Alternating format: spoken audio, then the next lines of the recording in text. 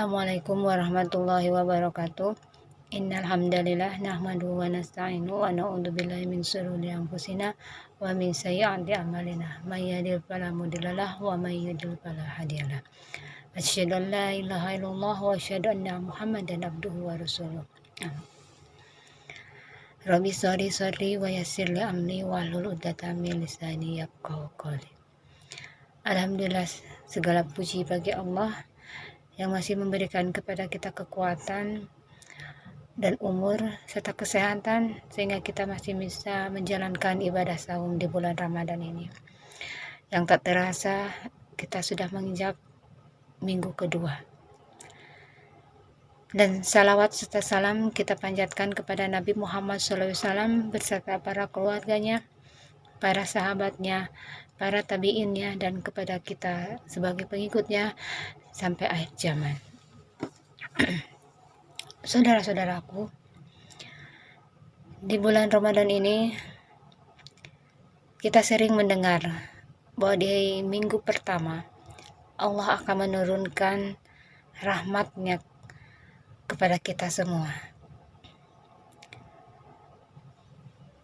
Dengan segala kasih sayang-Nya, Allah akan mempermudah kita dalam menjalankan ibadah saum secara ikhlas. Kenapa? Karena dalam riwayat Bukhari di sana diterangkan bahwa setan-setan dibelenggu, pintu surga dibukakan, dan pintu neraka ditutup rapat-rapat.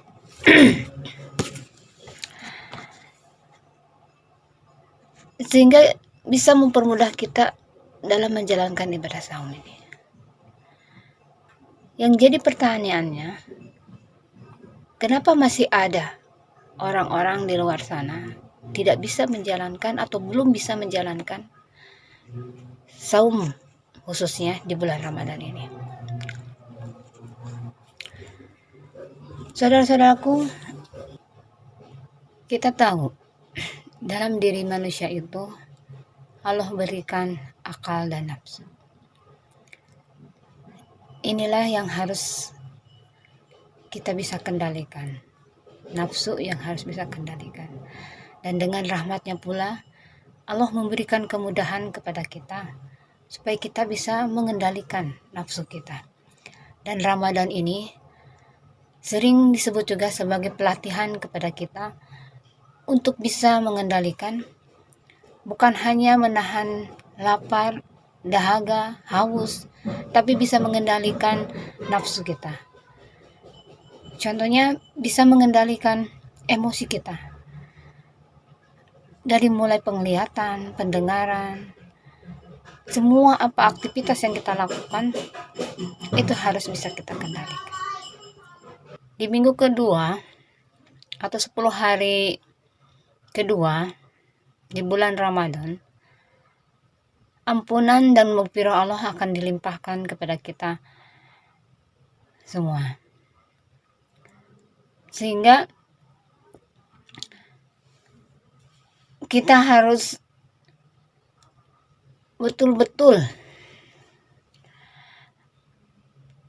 mengisi kesempatan ini dengan memohon ampun kepada Allah. Jadikan kesempatan Ramadan ini jadikan untuk mengampuni segala dosa-dosa kita, baik yang sudah lalu, yang sekarang, yang tanpa kita rasa, atau yang akan datang. Karena kita tidak tahu dari langkah kita, dari tangan kita, dari penglihatan ataupun pendengaran kita melakukan perbuatan dosa. Dan di minggu ke-10 ini, jadikanlah ini momen untuk kita untuk muhasabah diri, mohon ampun kepada Allah. di mana kita sering mendengar doa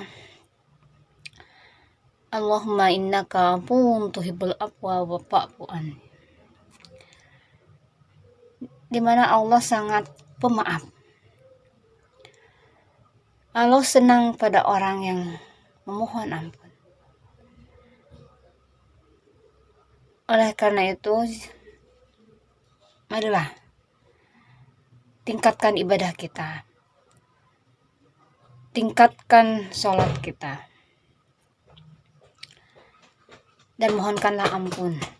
Dan 10 hari terakhir, yaitu pembebasan dari api neraka atau yang disebut dengan Itqun minan nar, yaitu penutup bulan Ramadan yang sangat istimewa. Di selain pembebasannya dari api neraka, di bulan Ramadan itu, tepatnya di 17 Ramadan, 2 hari yang lalu, turunnya Al-Quran, dan juga akan diturunkannya Lailatul Qadar, di mana bulan yang sangat istimewa, 1000 bulan lebih baik daripada bulan-bulan biasanya. Marilah saudara-saudaraku,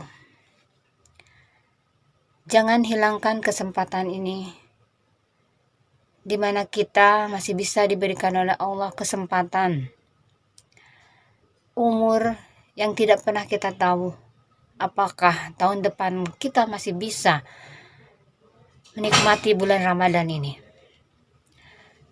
yang pada dasarnya dari awal Ramadan sampai akhir Ramadan, ampunan, maghfirah, ataupun rahmatnya Allah akan selalu Allah turunkan. Kenapa terjadinya pembagian seperti itu? Itu untuk memotivasi diri kita, terpacu diri kita untuk lebih mendekatkan diri kepada Allah. Yang sebenarnya tidak ada kekhususan. Apakah di awal Ramadan, di pertengahan Ramadan, atau di akhir Ramadan, kita harus ibadah betul-betul. Yang intinya, fase-fase yang tadi, itu 10 awal Ramadan, itu adalah rahmat. 10 minggu kedua Ramadan itu adalah ampunan dan maghfirah, dan 10 awal terakhir Ramadan adalah pembebasan dari api neraka. Itu semua adalah sebuah motivasi untuk kita lebih mendekatkan diri kita kepada Allah Subhanahu wa Ta'ala. Rabbana atina fid dunya hasanah wa fil akhirati hasanah wa qina adzabannar. Assalamualaikum warahmatullahi wabarakatuh.